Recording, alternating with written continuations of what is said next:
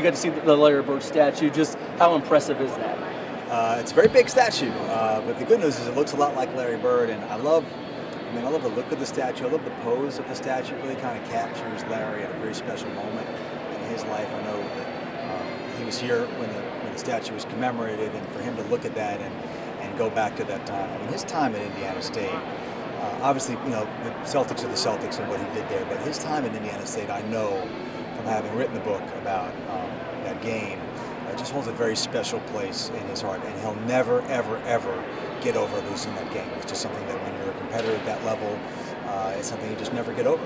He lost that game, but you said his statue is better than Magic Johnson's at Michigan State, right? Well, I don't mean to denigrate others. I'm not an artistic guy at all, but trust me when I tell you that if you saw the Magic Johnson statue and you didn't know it was Magic Johnson, you wouldn't know it was Magic Johnson. So it's a cool pose, and it's right outside the Breslin Center, and they love Magic in East Lansing too. But in terms of a likeness, I'll go with the Larry statue. There you go. And I asked you about Indiana State, and obviously head coach Greg Lansing, super popular here. He's one of the most successful coaches ever here. Just talk about the job he's doing. Well, he should be popular here because his teams play the Indiana way. They play smart, they play hard, they're tough, they're unselfish, they maximize their potential. And I know that there are a lot of challenges to be the coach at Indiana State. Not only do you have to worry about fending off the Indianas and the Purdues, and schools that are right here in your home state, but a lot of schools can get to the Midwest very easily, whether it's Kansas or Ohio State, Kentucky. If there's a great player, Duke can swoop in and get them. So it's a crowded neighborhood. You have to find a different way to build your team and to build your program. And the good news is you have the chance to create a culture of consistency where you do have players coming back year after year, getting older, getting tougher, getting more mature that some of those other programs don't have. So he's done a good job creating that culture, and I think the people in Terre Haute have done a good job supporting the program, and hopefully they'll continue to support the program because there are too many fan bases that are only there in the good times. You got to be there in the good time and the bad, and that I really believe affects a program's success. Would you lump him in the up-and-coming coaches in college basketball? No question, no question. He's a very well-regarded coach. People can see his team. Like, to me, I always look, are they playing hard? If they're playing hard, that means the guy knows how to motivate and he's great at building relationships, because you have to come down. The days of just sort of, dictating the way things are going to go are long gone. And I think being a little bit younger, Greg has that advantage of understanding that his player, and that if you show your players that you really care about them, they'll let you get on them a little bit and they'll play hard for you. And, Greg's teams, they all play hard for him, and that's a great sign to me of a coach who knows what he's doing. Two more questions about in-state teams here. Obviously, the news came out, more IU players got in trouble recently. Does this make Tom Crean see even hotter down there, or is this not his responsibility for what his players are doing off the court? Well, I think every coach has a responsibility for what his players are doing off the court, and I think that Tom would certainly agree with that. I think the bottom line is, with Tom or any other coach, is you got to win. If they were winning at a level that was quote-unquote acceptable to the fan base, then I don't think people would be that up in arms about what's happening.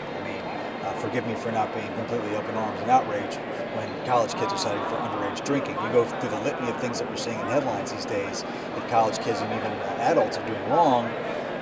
Being in possession of alcohol, it's not great, it's against the law, but it's not something that strikes me as all that unusual.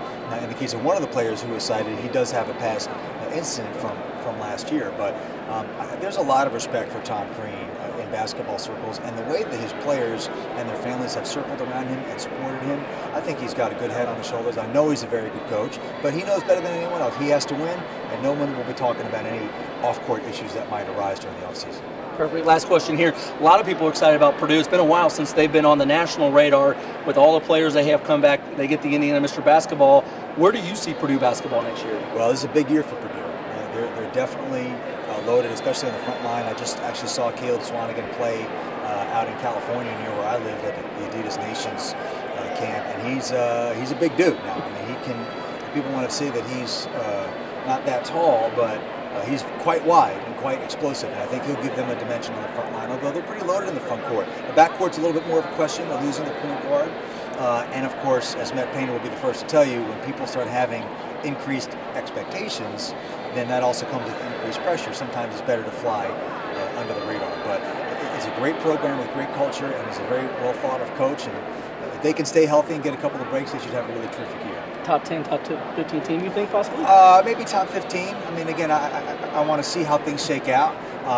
For A.J. Hammonds to come back to school, frankly, surprised me a little bit because he is someone who, because of his size and skill, has a professional opportunity. But I think maybe he knows that from a maturity standpoint, and an effort standpoint, and a motor standpoint, maybe he wasn't ready for professional basketball. So, good for him for recognizing that.